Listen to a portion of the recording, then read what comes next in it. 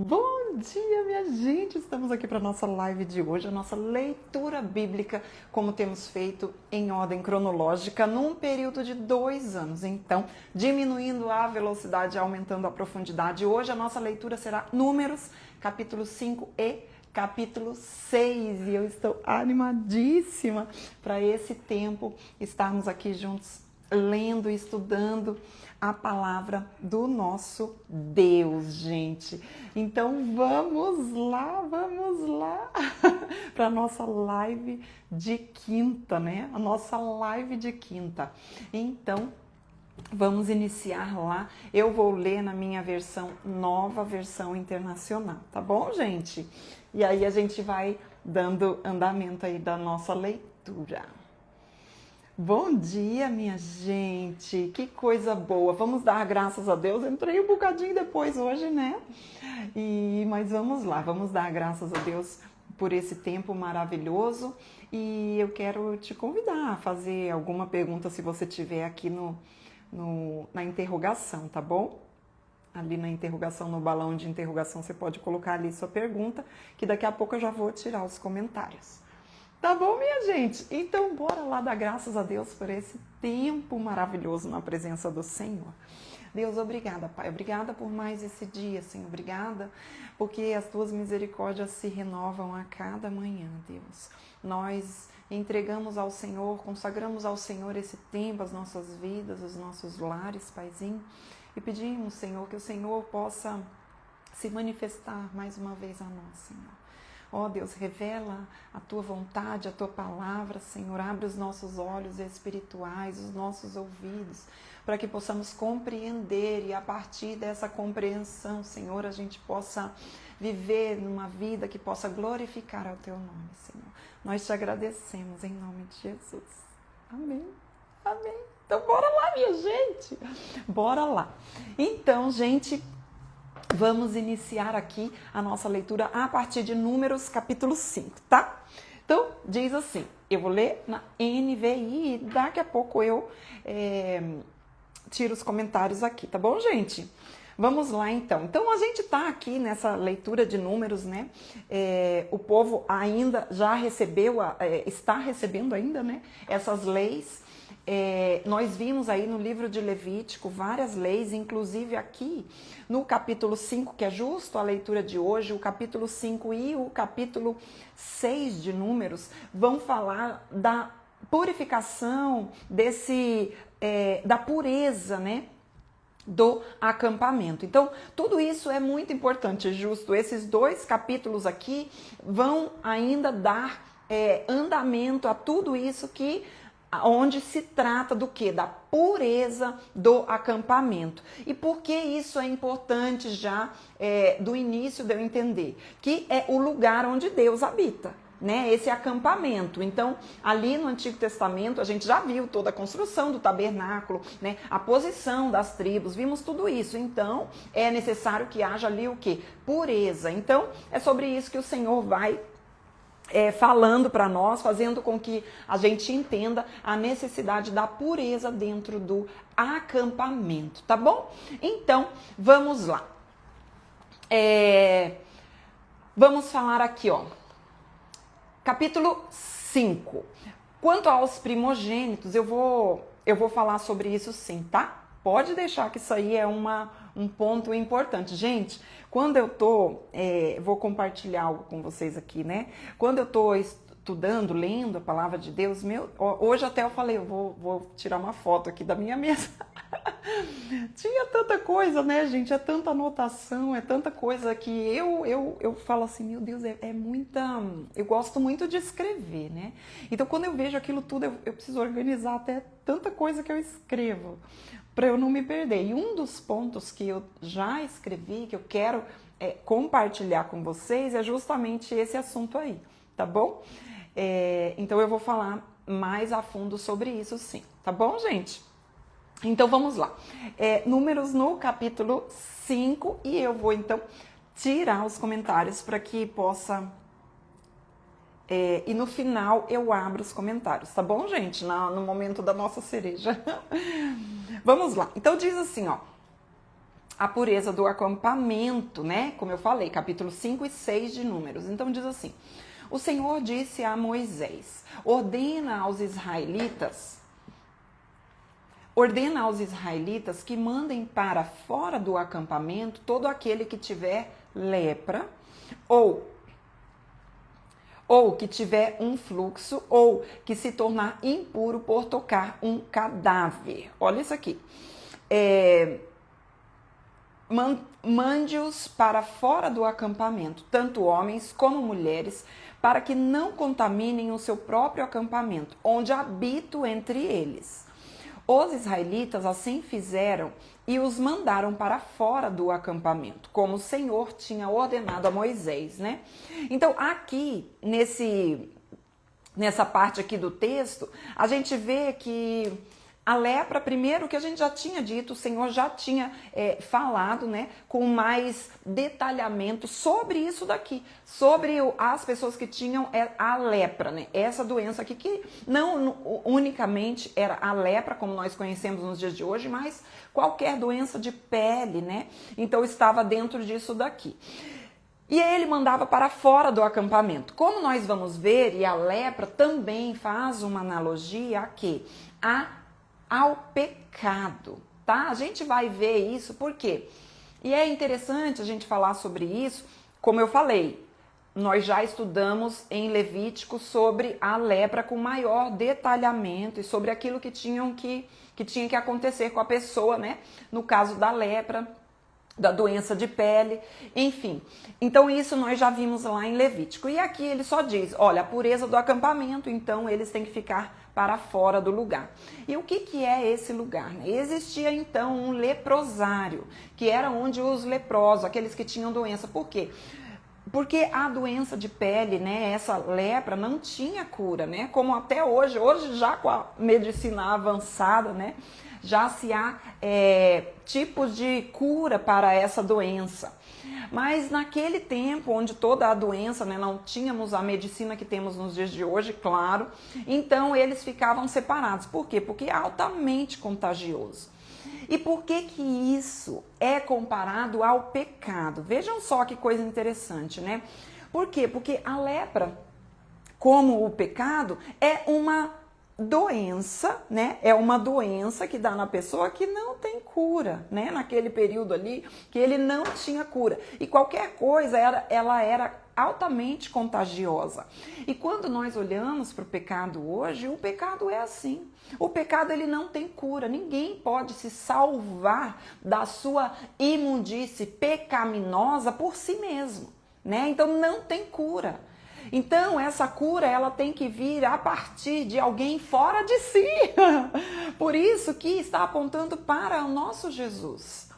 Ele é aquele que, quando nós vemos aqui no Antigo Testamento, quando nós vemos esse leprosário, que era o lugar onde os leprosos ficavam, eles tinham que estar distante das pessoas para não passar, né, a doença. E o que acontecia com o leproso? As suas partes, né, os seus membros aí iam caindo, né, iam se perdendo, e algo que a gente pensa sobre o que acontece com a pessoa que tinha essa doença, ela perdia a sensibilidade.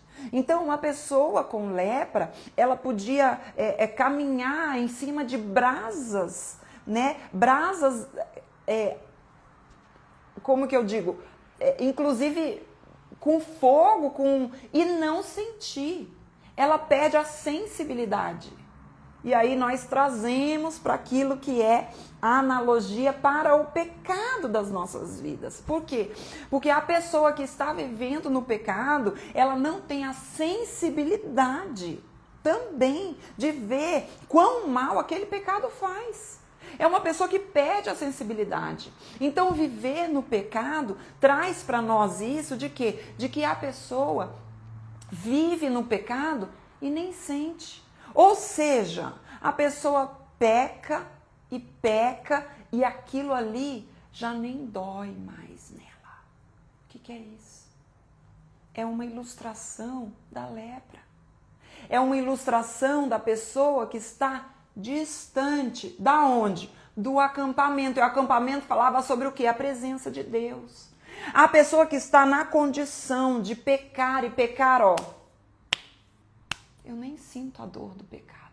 Eu nem sinto que o meu pecado, em primeiro lugar, é um pecado contra Deus, é um pecado que entristece a Deus. A pessoa, ó,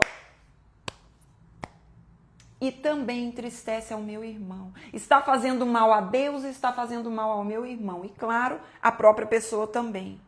O que é isso? É a pessoa no leprosário.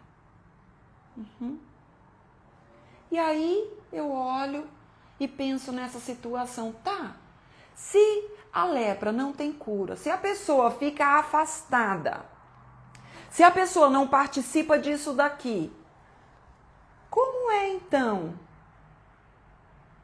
que um leproso pode voltar à comunhão? Como é? Porque se não tem cura, se ninguém pode chegar no leprosário, ninguém puro pode chegar no leprosário, senão se chega lá não sai mais. Por quê? Porque se ele chegou lá, ele ficou impuro e ele vai ter que ficar lá. Porque contagiou. Então se tornou impuro. Aí nós vamos para o Novo Testamento. E quem aparece? Jesus. Porque enquanto o Antigo Testamento diz que todo aquele que toca no leproso torna-se impuro, a Bíblia vai dizer no Novo Testamento que Jesus Cristo é aquele que não apenas é puro, toca no leproso e não fica impuro, como ele, além de não ficar impuro, ele ainda purifica o leproso. Ele ainda dá o que para esse leproso? Vida, purificação. E através dessa purificação, o que ele faz? Ele traz de volta esse que não tinha esperança mais. Ele traz de volta a comunhão. O que é isso? O Evangelho. Ai, gente do céu, não aguento. Eu tô sem comentário, eu não vejo nem o que vocês estão pensando. Mas isso é sensacional. Jesus é o puro que toca o impuro e não fica impuro. Pelo contrário, ele purifica o impuro e o traz de volta à comunhão. Essa é a boa nova do Evangelho. Vocês estão vendo que é fora do impuro, é fora do leproso. E nós estamos na mesma condição do leproso. Vivemos no leprosário. Não temos saída. Não temos para onde ir. Nós somos impuros pelos nossos pecados. Mas Jesus foi aquele que entrou naquele lugar. Puro, sem mancha, sem pecado. E não apenas não se torna impuro, como ele pode purificar a todos nós e nos trazer de volta a comunhão com ele e com o irmão. Sensacional.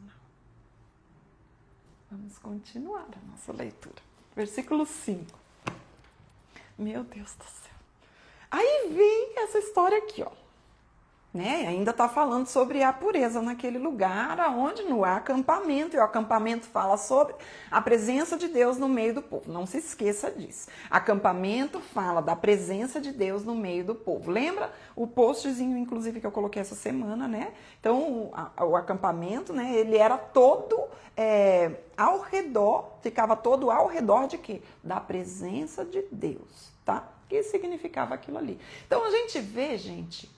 Sabe, muitas vezes nós ouvimos... eu não aguento, gente, eu não aguento. Esse Deus é maravilhoso demais.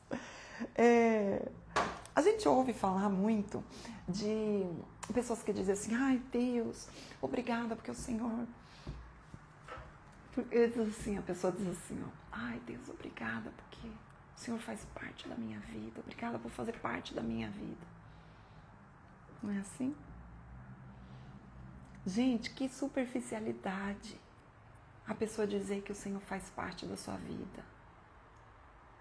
Essa não deve ser a nossa visão, essa não deve ser a vida que nós temos com o Senhor. Dizer que o Senhor faz parte da nossa vida. Ele não deve fazer parte da sua vida. Ele deve ser a sua vida, ele deve ser o centro de tudo. Jesus Cristo, ele é o centro de tudo. Toda a nossa vida deve partir do centro que é Cristo. Em todas as áreas. Ele não faz parte, ele não é uma parte da minha vida, ele é a minha vida inteira. Ou seja, em todas as áreas da minha vida. Como mãe, como esposa, como amiga, como serva, como membro da igreja, como conselheira, como funcionária, como chefe, tudo. Cristo, ele não é uma parte, ele é a minha vida inteira, em todas as áreas. Então, quando eu vejo isso daqui, eu vejo que a partir do Cristo, a minha vida toda é transformada e não apenas uma parte. Ele é o centro, por quê? O que ele está dizendo quando ele é o centro? Ele está dizendo assim, eu sou o centro da sua vida em todas as áreas. Esse é o desejo de Deus. Então, versículo 5 diz assim, ó. E o Senhor disse a Moisés, diga aos israelitas, quando um homem ou uma mulher prejudicar outra pessoa e, portanto, ofender ao Senhor, será culpado. Veja só que interessante esse versículo, né? Quando um homem ou uma mulher prejudicar outra pessoa, presta atenção, ele está dizendo assim, você prejudicou alguém. Aí o que aparece já em seguida? E, portanto, ofender o Senhor, será culpado. Olha isso aqui. Isso aqui é um desenho. Isso aqui é Deus desenhando para nós. Que o nosso pecado, a primeira pessoa que nós ofendemos é a Deus. Ele está dizendo assim, quando você prejudicar alguém e, portanto, ofender ao Senhor, você será culpado. Isso aqui é um desenho, gente. Será que a gente precisa de um desenho? Está aqui. Ofendeu alguém, você está em primeira mão ofendendo ao Senhor. Então, é ao Senhor quem primeiro nós ofendemos quando nós pecamos contra alguém. Confessará o pecado que cometeu, fará restituição total. Acrescentará 1/5 a esse valor, entregará tudo isso a quem ele prejudicou, né? É a restituição. Mas se o prejudicado não tiver nenhum parente próximo para receber a restituição, essa pertencerá ao Senhor, será entregue ao sacerdote, juntamente com o carneiro com o qual se faz propiciação pelo culpado. Todas as contribuições, ou seja, todas as dádivas sagradas que os israelitas trouxerem ao sacerdote pertencerão a ele. As dádivas sagradas de cada pessoa pertencem a ela, mas o que ela der ao sacerdote pertencerá ao sacerdote.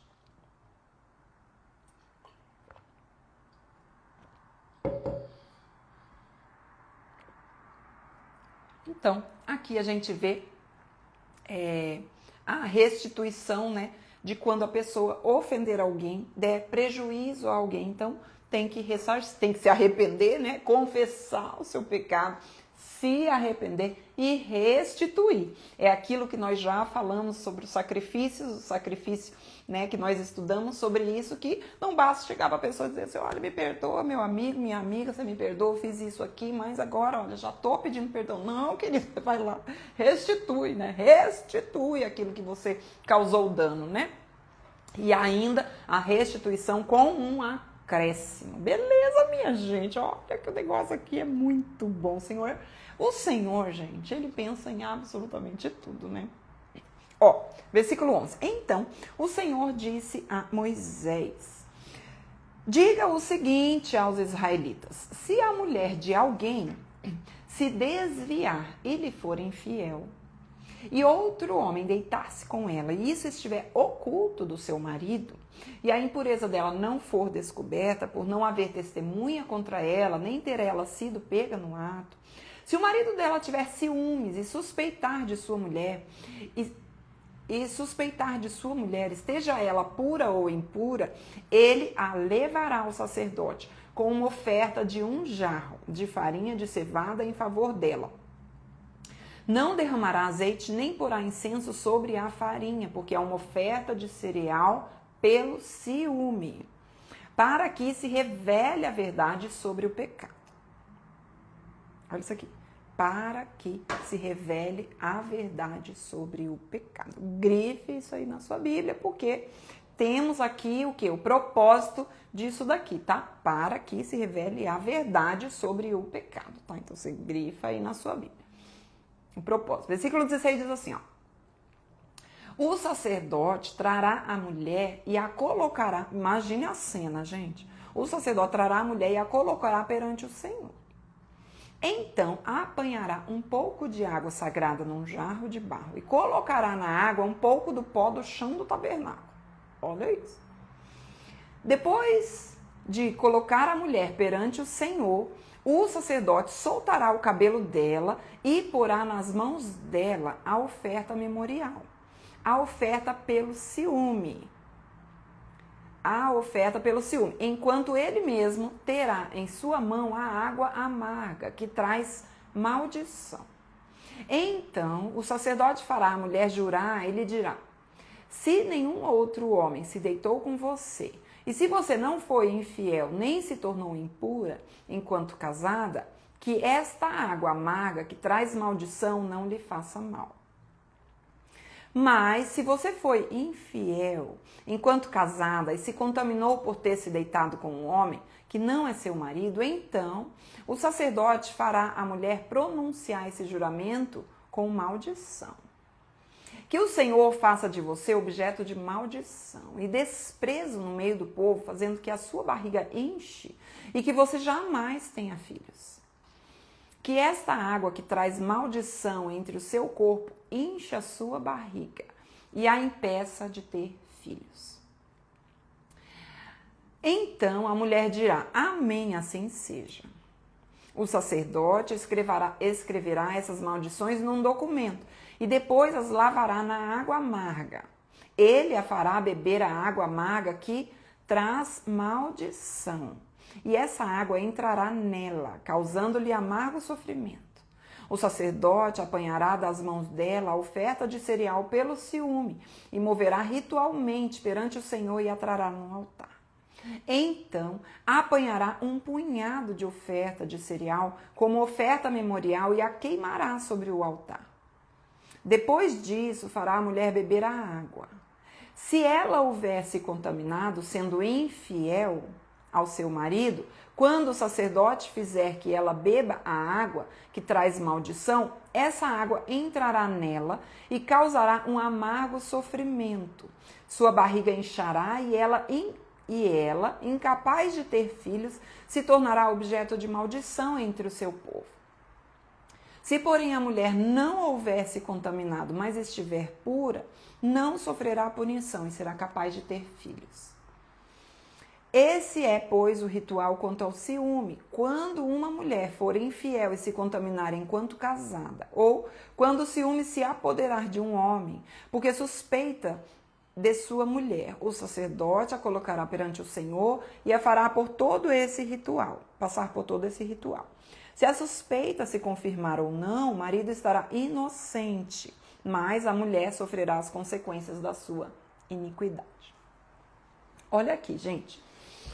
A gente vê um texto desse, né? Um texto bem difícil, né? Da gente ler um texto desse. Mas a gente pode pegar alguns princípios da nossa vida, né? Para os dias de hoje, né? Porque aqui, primeira coisa que eu preciso ver esse texto aqui e observar é o quê? É que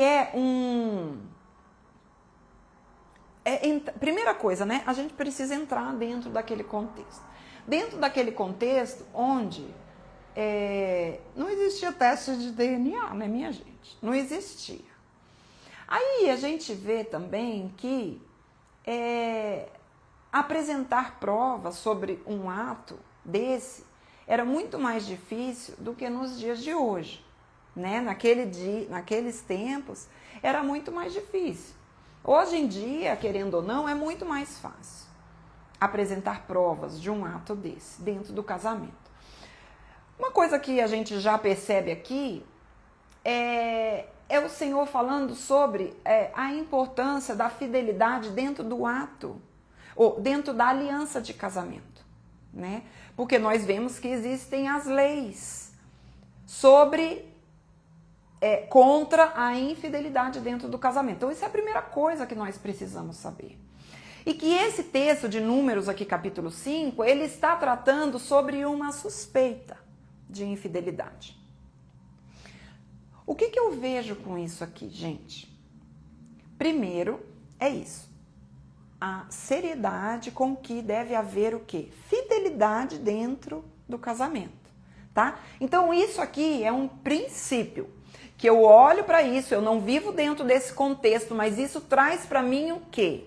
Um princípio que eu posso aplicar nos dias de hoje. Eu não vou aplicar, né, aquilo que existia dentro dessa lei aqui. Mas o que eu entendo isso e trago para os meus dias? O princípio que Deus traz e isso permanece, que é o quê? A fidelidade dentro da aliança de casamento. E a seriedade que a mulher e o homem têm que ter. Aí você diz assim, mas aí a gente lê um texto desse e fala assim, mas é só a mulher, né? É a mulher que tá aqui. E o homem, né, gente? É a mulher e o homem. Quer ver que vocês estão perguntando isso? Olha, eu não sabia, gente, que vocês iam perguntar. Tá aqui a pergunta aqui, ó. Ai, gente. Como é que faz, gente? Eu não sei, mas tem um jeito que bota a pergunta, aparece aqui. Mas eu não... é porque eu tô... Não, espera aí, gente. Espera aí que eu vou mostrar pra vocês aqui. Sumiu a pergunta. Gente, olha, e o homem, né? Então, isso daqui é muito interessante, e principalmente a gente como mulher lê isso e fala assim, meu Deus, que negócio é esse, né? E o homem, né? A gente já fica com raiva, cadê o homem? Né? Aí a pergunta é essa. E aí, gente, é muito interessante, porque quando a gente lê um texto desse, a gente fala assim, é só com a mulher e cadê com o homem, né? Primeira coisa, então, é isso, a seriedade da aliança de fidelidade dentro do casamento. Isso é um princípio que acontecia aqui no Antigo Testamento e nós trazemos aí hoje e, né, até que Jesus volte, a gente vai permanecer com esse entendimento e com esse princípio. Segunda coisa que a gente percebe nesse texto aqui é que esse texto aqui é sobre o quê? Não da infidelidade em si que possa ter acontecido, mas é sobre a suspeita, tá? Então, quando eu começo a olhar para isso, eu vejo assim que existe a suspeita, tá? Existe a suspeita e existe o ato em si. Vou tirar o comentário. Existe a suspeita e existe o ato em si, tá? Então, para isso, eu quero ir com vocês agora num texto que nós já lemos, mas que vai nos ajudar a compreender isso daqui com maior profundidade, né? Prepara o material aí, o teu equipamento de mergulho. Deixa a cordinha lá, marcada aí, número 5, e vamos lá para Levítico, no capítulo 20. Bora lá, volte aí um bocadinho. Levítico 20, volte um bocadinho, versículo 10, tá?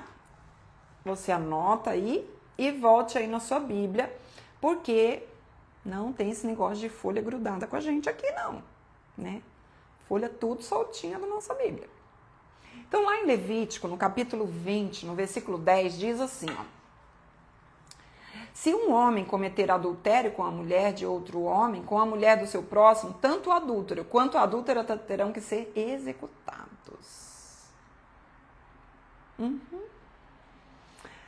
Então, nós vemos que, olha só, nós estamos lendo aqui Números capítulo 5. E nós vimos, né, e esse texto aqui de Números, nós já lemos as leis que foram dadas. As leis foram dadas e diziam que os dois teriam que ser executados, tanto a mulher quanto o homem, né? Ou seja, quando há prova quando há testemunha, os dois têm que ser executados. Prova e testemunha. Aí eu venho aqui para o capítulo 5 e eu percebo que esse aqui já não é algo que está colocando aqui na causa se ele fez ou se ele não fez. Não, qual atitude deve ser tomada quando houver uma suspeita. Por quê, minha gente? Porque naquela época, dentro daquele período, daquele sistema patriarcal, né? O que o homem fazia? O homem, quando tinha suspeita, ele mesmo chegava e já queria matar a mulher.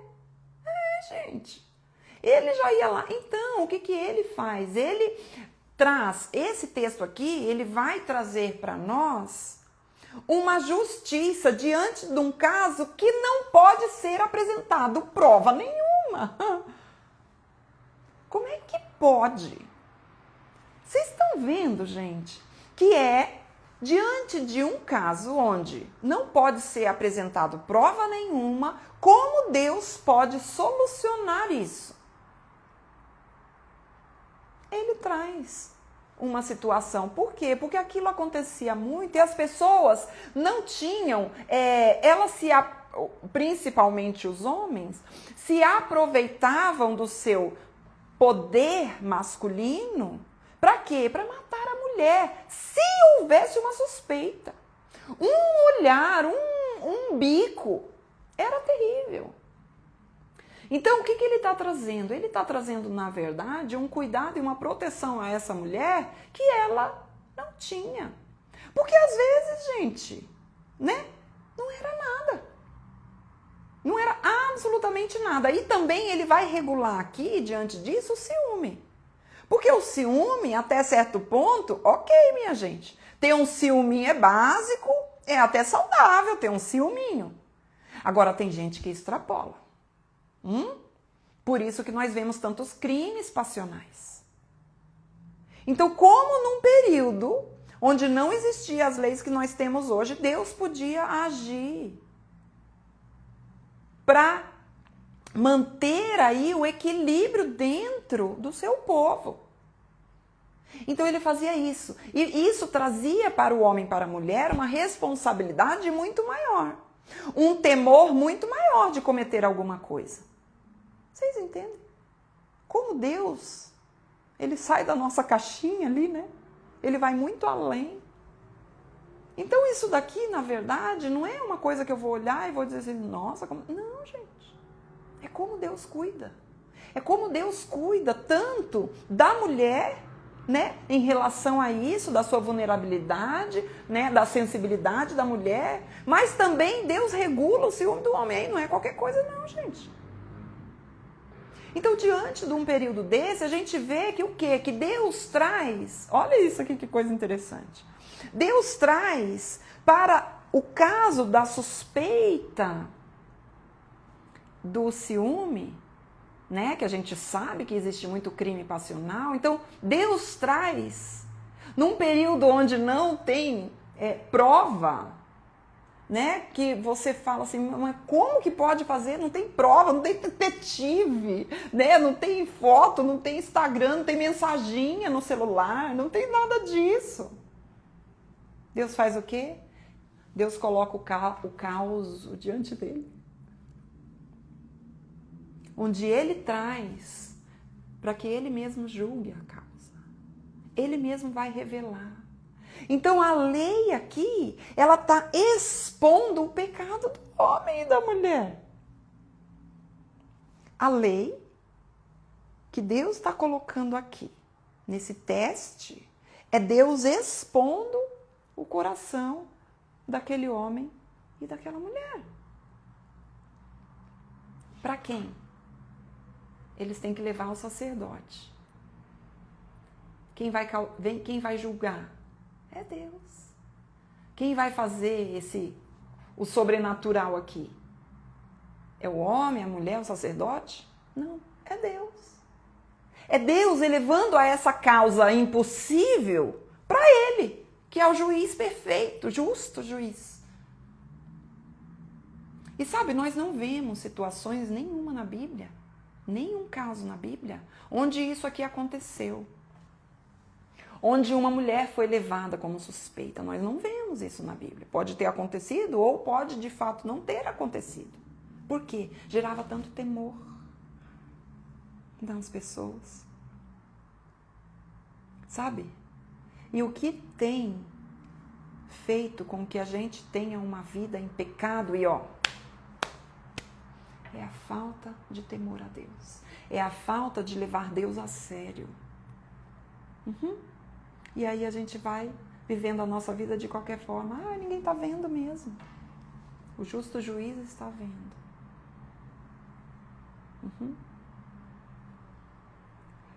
Então, quando eu vejo isso aqui, é Deus regulando esse ciúme doentio, que não pode ser. É Deus cuidando dessa mulher e Deus gerando no coração do seu povo um temor a Ele, que faz com que a pessoa pense 300 vezes antes de cometer um ato desse.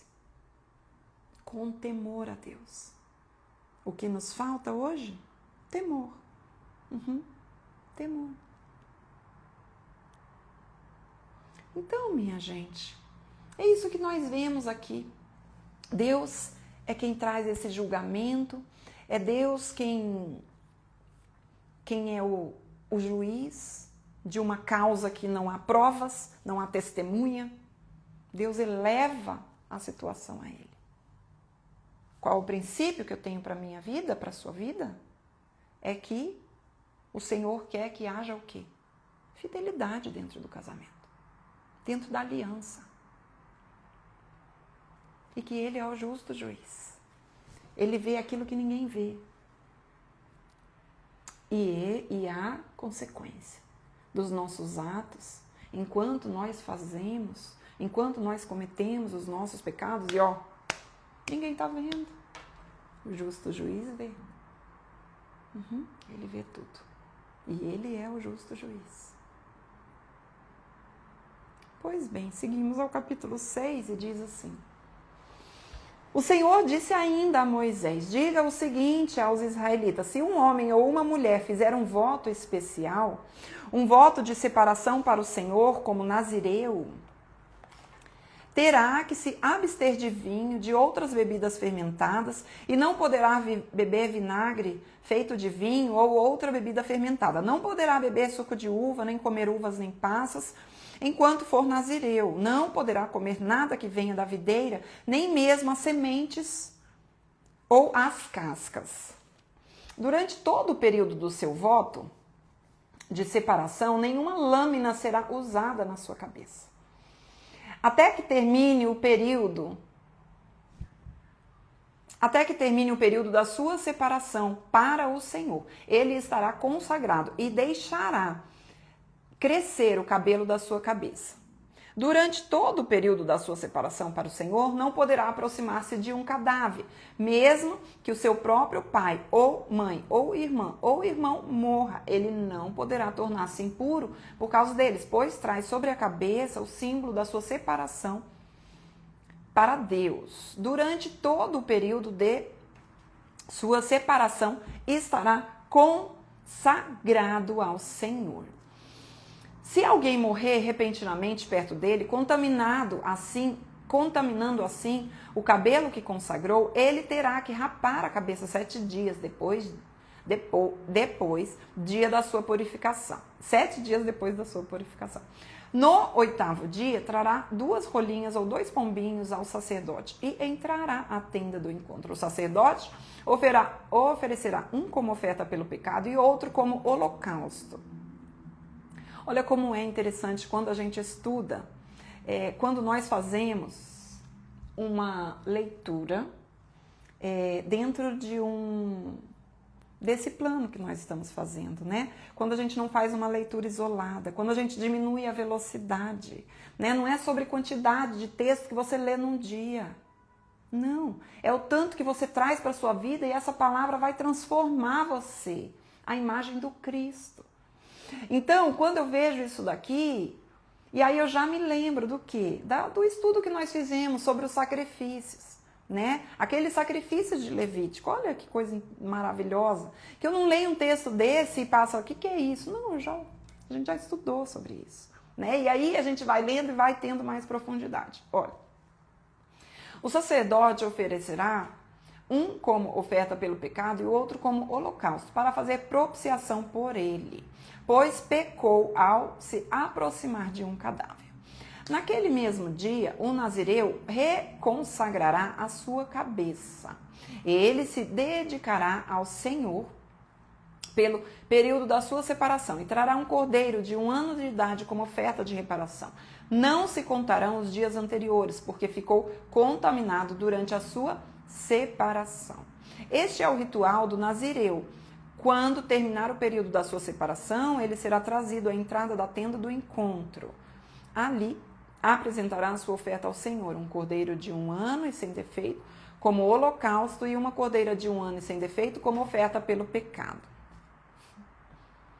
Um carneiro sem defeito como oferta de comunhão, juntamente com a sua oferta de cereal, como a oferta derramada com um cesto de pães sem fermento, bolos feitos da melhor farinha amassada com azeite e pães finos, untados com azeite. Olha isso aqui, gente. Se não é Levítico do 1 ao 6, que nós lemos sobre as ofertas, fala de todas as ofertas aqui, as voluntárias e exigidas. Olha isso. Não é sensacional, gente? Bota o coraçãozinho aí. É sensacional. O sacerdote os apresentará ao Senhor e oferecerá o sacrifício pelo pecado e o holocausto. Apresentará o cesto de pães sem fermento e oferecerá o cordeiro como sacrifício de comunhão. Olha, só oferta pacífica ao Senhor, juntamente com a oferta de cereal, oferta derramada. Em seguida, à entrada da tenda do encontro, o nazireu rapará o cabelo que consagrou e o jogará no fogo que está embaixo do sacrifício da oferta de comunhão.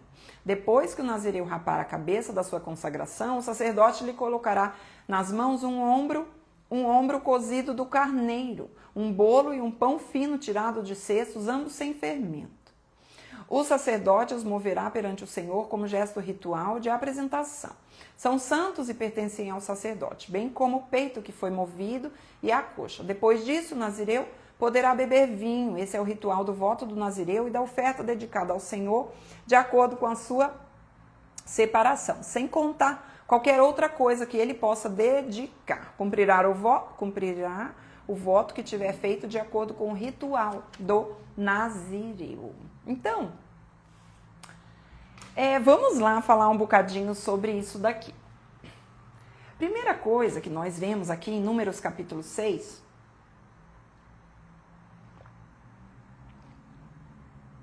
é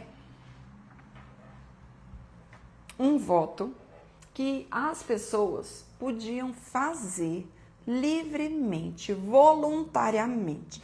Isso aqui se dá no voto do nazireu, tá? O que significa nazireu? Nazireu significa consagrado, separado e dedicado, tá? Então, anote aí. Nazireu significa consagrado, dedicado e separado, tá?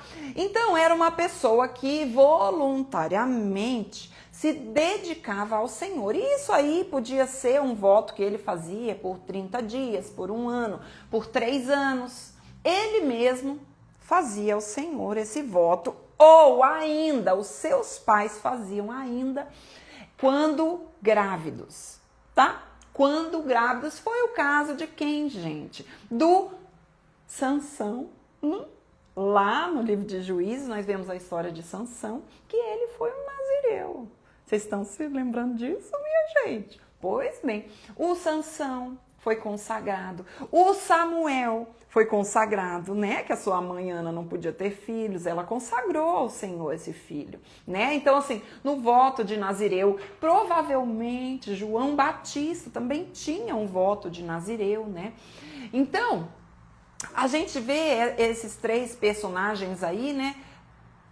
Que a gente vê desde o nascimento esses 2. João Batista provavelmente também tinha esse voto, tinha feito esse voto. E a gente vê que é um voto voluntário, né?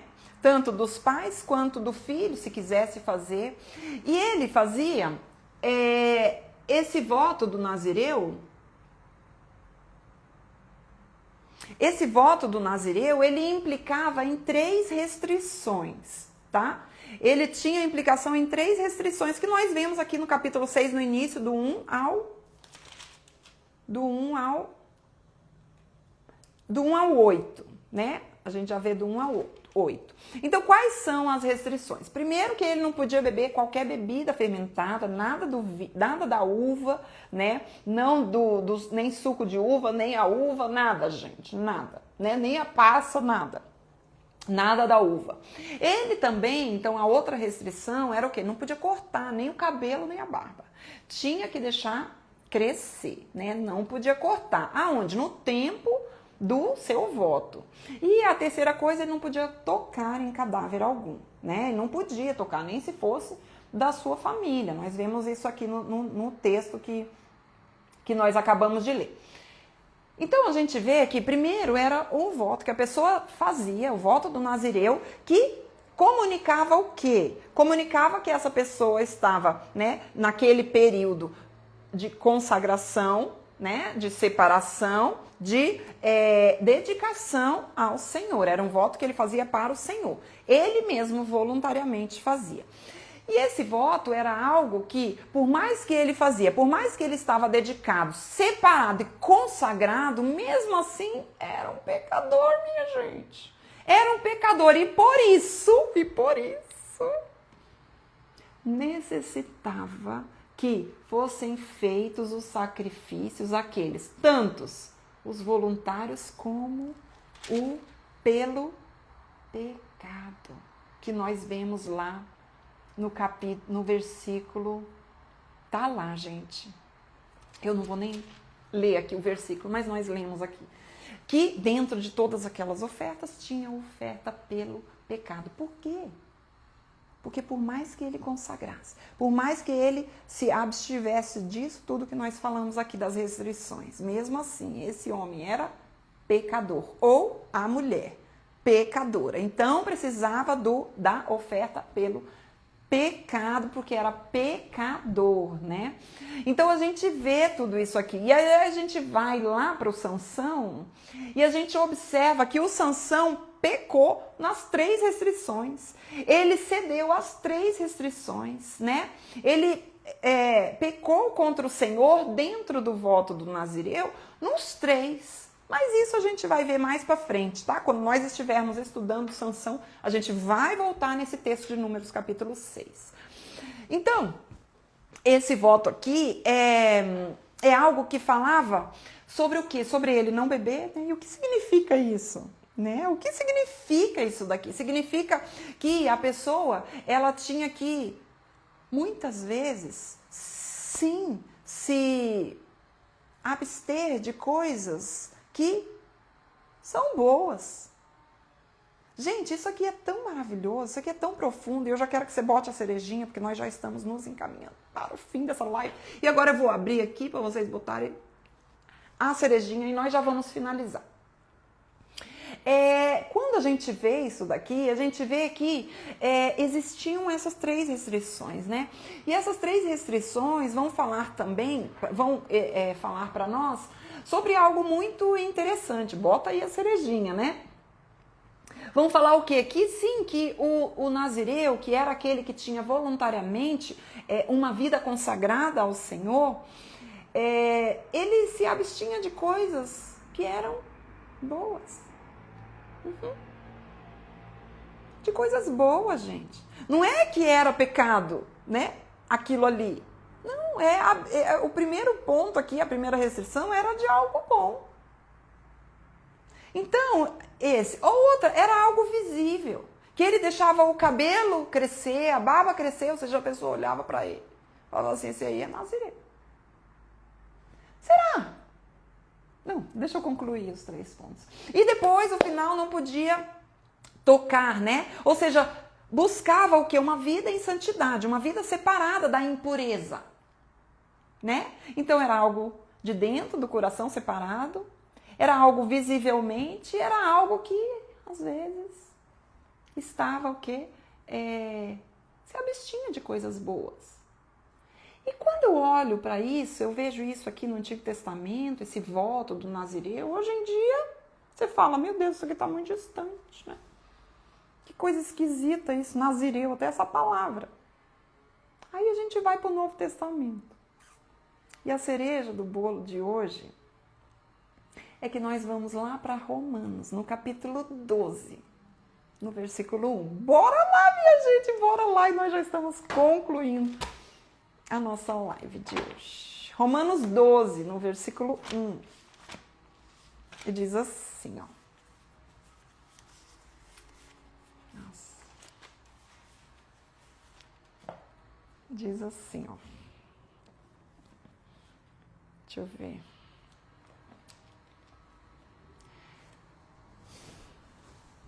Vamos lá? Ai, gente, olha lá. Então, Romanos 12, no versículo 1, diz assim, ó. Portanto, irmãos, rogo-lhes, pelas misericórdias de Deus, que se ofereçam em sacrifício vivo, santo e agradável a Deus. Este é o culto racional de vocês. Não se amoldem ao padrão deste mundo, mas transformai-vos pela renovação da sua mente, para que sejam capazes de experimentar e comprovar a boa, agradável e perfeita vontade de Deus. Olha isso aqui, gente. Hoje em dia, nós temos uma vida que nós podemos também, de forma voluntária. E devemos, esse é o convite, buscar uma vida em consagração ao Senhor. Não com aquele sacrifício que era feito no Antigo Testamento, mas a nossa própria vida, ser uma vida que é um sacrifício, é como um sacrifício vivo, santo e agradável a Deus. Sabe o que é isso, gente? É justamente o Nazireu. É uma vida que hoje nós podemos viver diante de Deus. Uma consagração, uma dedicação e uma separação para Deus. Uma vida para Deus. Onde as 3 restrições permanecem. Onde eu não preciso fazer tudo, por mais que muitas coisas sejam boas. Não é só o ruim, gente, que nos afasta de Deus. Tem muita coisa boa que nos afasta de Deus. Muita coisa boa que nos afasta de Deus. Às vezes a gente fica com aquele pensamento infantil, imaturo, né? Aquele pensamento, sabe, cheio de mimimi, achando que, sabe, raso. Onde a gente acha, coisa ruim nos afasta de Deus, coisa boa é plano de Deus, coisa boa é Deus abrindo porta para mim. Eu já falei sobre isso aqui, né? Coisa boa aos meus olhos é Deus abrindo porta. Que coisa, gente, isso aqui é coisa do passado, gente. Eu não vou nem falar mais disso aqui agora. Porque isso é coisa do passado. Não. Há muita coisa boa aos nossos olhos que nos afastam de Deus. E aqui dentro do nazireado, fala sobre isso. Sim. O que é bom? Que eu preciso abrir mão para ter uma vida em consagração ao Senhor, separada, santa ao Senhor. Segundo ponto. Eu não preciso deixar o cabelo crescer. O homem, o cabelo e a barba. Não. Mas qual era o princípio? É que as pessoas vejam algo diferente. As pessoas veem algo diferente em você? Ou só quando você está dentro da igreja? Se é que você vai para a igreja. Será que as pessoas veem algo diferente em você? Que não seja o cabelo, ou não seja a saia comprida. Mas será que a sua vida em consagração voluntária a esse Deus que te alcançou na sua misericórdia, na sua graça? Será que você responde a essa graça que te alcançou com uma vida onde você abre mão de coisas boas por amor a Ele? Onde você, através dos teus atos, do teu comportamento, você manifesta o Cristo? E por último, não tocar em cadáver. Qual o princípio? Você busca uma vida em santidade. Você busca uma vida longe da impureza desse mundo, longe da prostituição desse mundo, longe da corrupção desse mundo. Você busca uma vida em santidade ao Senhor. Você responde à graça que te alcançou com uma vida em consagração a Ele, em dedicação a Ele. A sua vida realmente é um sacrifício vivo e agradável a Deus.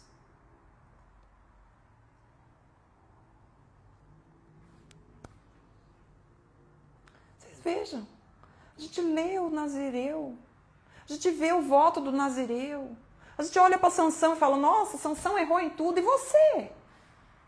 Será que nós também, como Sansão, também não estamos errando em tudo?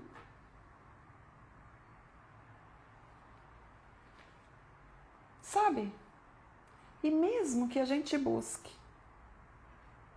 nos abster de coisas boas por aquele que é o nosso maior tesouro, numa vida em consagração total, em dedicação total, em separação total, mesmo que a nossa vida manifeste o Cristo de forma visível, que as pessoas, não apenas dentro da igreja, se é que você manifesta o Cristo dentro da igreja, porque está cheio de gente dentro da igreja que não manifesta o Cristo, que parece que nem o conhece. E também, se você busca uma vida em santidade, separada, uma vida que responde a essa graça, uma vida que não é o voto do Nazireu como antes, né? Mas o princípio é o mesmo. E mesmo buscando isso, mesmo buscando uma vida com tudo isso que nós falamos aqui, mesmo assim, nós pecamos. Mesmo assim, nós não conseguimos cumprir toda a lei. Não conseguimos. E para que serve a lei? Se não é para expor a maldade do meu coração. A lei vai dizer para mim, sabe o quê? Você não consegue. Meu Deus do céu.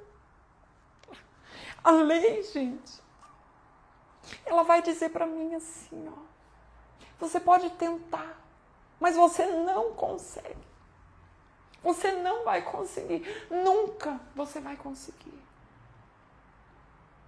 E é por isso que a lei, ao expor o meu coração, a maldade do meu coração, ela também vai apontar para o único que cumpriu toda a lei. Meu Deus do céu! Então a lei, ela expõe o nosso coração. Ela expõe o quê? Que nós sim nos distraímos com as coisas boas desse mundo. Que nós sim buscamos os tesouros desse mundo. Que nós sim, muitas vezes, não manifestamos o Cristo que professamos. Que nós sim vivemos uma vida no pecado. Que nós sim, muitas vezes, temos prazer no pecado. E por causa disso, a nossa alma clama desesperadamente: eu preciso de um Salvador. E esse Salvador está fora de mim. É Jesus Cristo.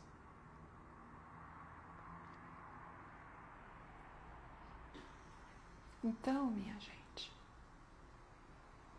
Quero finalizar essa leitura de hoje com essa reflexão. Como tem sido a nossa vida? Como temos respondido a essa graça, essa misericórdia que nos alcança? Como o nosso coração tem se apresentado diante de Deus? Como? Não é o voto do Nazireu, do Antigo Testamento. Mas aquilo lá vai expor o nosso coração. Que a gente possa hoje buscar um alinhamento com esse Deus maravilhoso. Com esse Deus que veio voluntariamente e se entregou por nós. Ele abriu mão de toda a sua glória e veio a esse mundo aqui voluntariamente. Se entregou como uma ovelha, muda, calada. Ele cumpriu toda a lei. E por causa disso, hoje nós podemos ter a vida com Ele, eterna com o Senhor. Amém? Então, minha gente, essa é a nossa porção de hoje. Nós nos encontramos no sábado, às 8 horas da manhã. No sábado, às 8 horas da manhã, e faremos o nosso devocional com arte, tá bom? Deus abençoe, minha gente.